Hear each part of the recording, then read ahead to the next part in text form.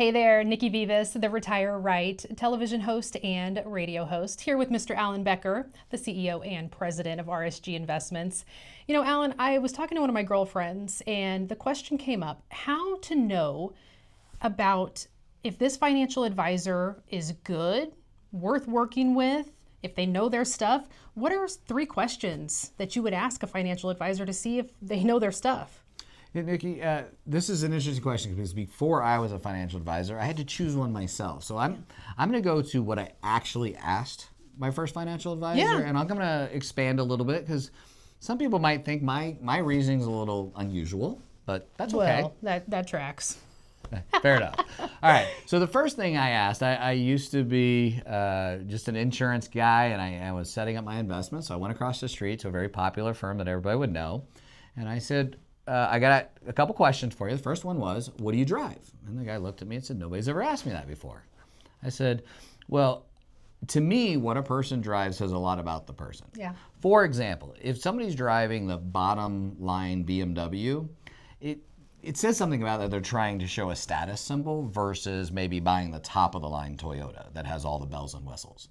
So there's got to be a reason for that. So to me, it tells me, are you successful, or are you trying to act like you're successful? Like, where do you fit in that, right? Because I want to know if my advisor is capable. So to me, that was a potential a way to say that.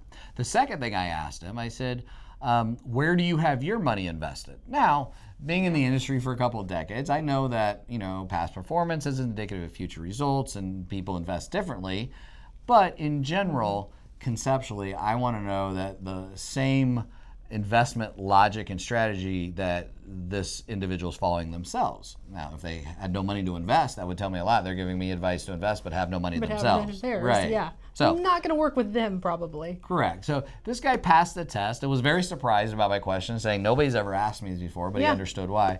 And number 3, I think, is more along the lines of just, are they speaking to me? So I would ask that advisor, how long have they been doing it, and what their overall investment philosophy is, to see if it's in alignment with myself. That makes sense. And I feel like another good gauge, Alan, correct me if I'm wrong, I've not been doing this that long, okay? Taxes. If your financial advisor doesn't bring up taxes, I feel like that might be a red flag. Right. Now, so let's move forward to not a question I asked originally, but a question I would ask today, absolutely. Taxes, I feel, are the largest expense you have in retirement. So if your advisor's not talking taxes, you probably shouldn't be talking to that advisor. Nikki, that is definitely a bonus number 4 that I would definitely add to this. So look who's learning.